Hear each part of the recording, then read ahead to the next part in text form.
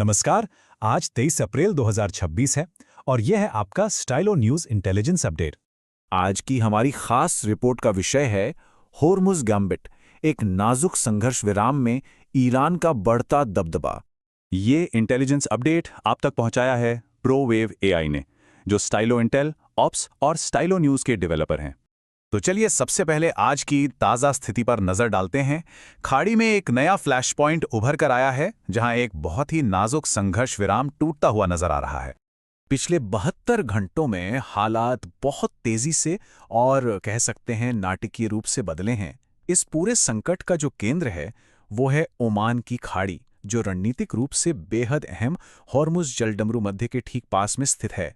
खुफिया दस्तावेजों से जो जानकारी मिली है उसके अनुसार 19 और 20 अप्रैल को अमेरिकी नौसेना ने एक ईरानी व्यापारिक जहाज टॉस्का को रोका और फिर उसे जब्त कर लिया। और इसके जवाब में ईरान ने ज्यादा देर नहीं लगाई।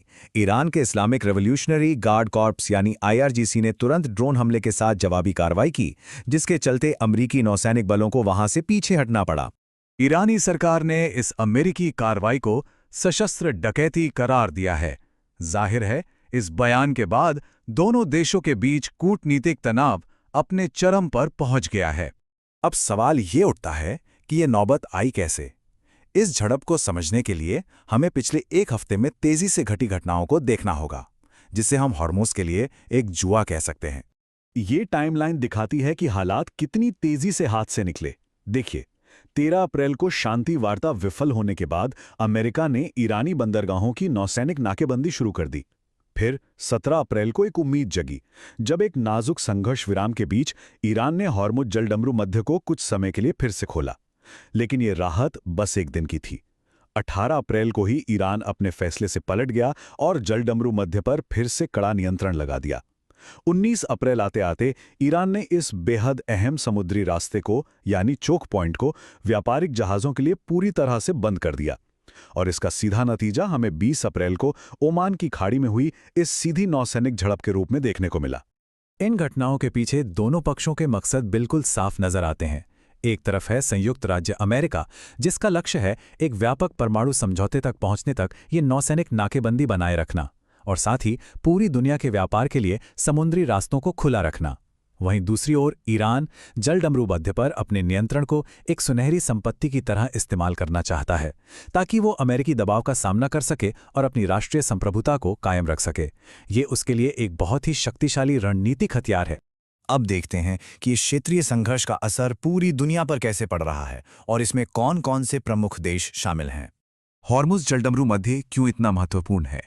इसे ऐसे समझिए कि ये एक स्ट्रेटेजिक चोक पॉइंट है, एक ऐसा संकरा समुद्री रास्ता जिस पर दुनिया का व्यापार बहुत ज्यादा निर्भर करता है।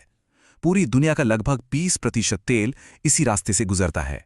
और जब ये रास्ता बंद होता है तो असर भी बहुत बड़ा होता है।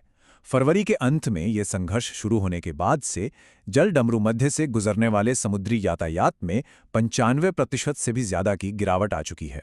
इसका असर वैश्विक शिपिंग और ऊर्जा बाजारों पर कितना गहरा और तत्काल पड़ा है, इसका अंदाजा लगाना मुश्किल नहीं है। इस संकट के असर को हम 3 अलग-अलग स्तरों पर देख सकते हैं। सबसे पहले स्थानीय स्तर पर UAE, कुवैत और कतर जैसे इलाके के सभी बंदरगाहों का काम ठप पड़ गया है। समुद्री कर्मचारियों के लिए खतरा बढ़ गया है और पूरे क्षेत्र में सैन्य मौजूदगी बढ़ी है। फिर आते हैं राष्ट्रीय स्तर पर।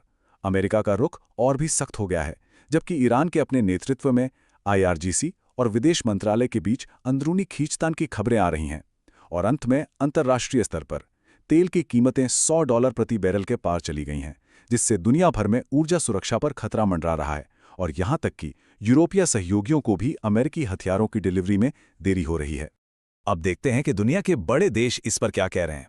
चीन और रूस साफ तौर पर अमेरिकी कार्रवाइयों की आलोचना कर रहे हैं और ईरान का समर्थन कर रहे हैं। यूरोपीय संघ ने अपनी चिंता जताई है और ब्रिटेन और फ्रांस मिलकर संघर्ष खत्म होने के बाद शिपिंग की सुरक्षा के लिए एक मिशन की योजना बना रहे हैं।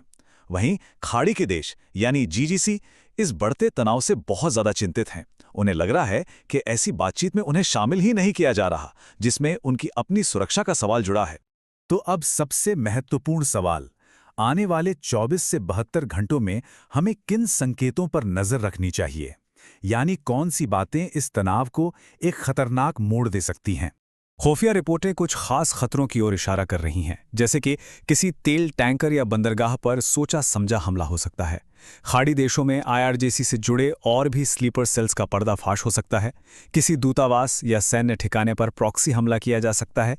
शिपिंग लेन में बारूदी सुरंगें बिछाने की जो धमकी दी जा रही है वो हकीकत में बदल सकती है, और व्यापारिक जहाज़ों पर मिसाइल या ड्रोन से हमले भी हो सकते हैं। और ये सब हमें आज के सबसे बड़े सवाल पर लाकर खड़ा कर देता है। संघर्ष विराम की मियाद खत्म होने वाली है, बातचीत रुकी हुई है, तो क्या कूटनीतिक कोशिशें इस क्षेत्र को एक बड़े युद्ध से बचा पाएंगी?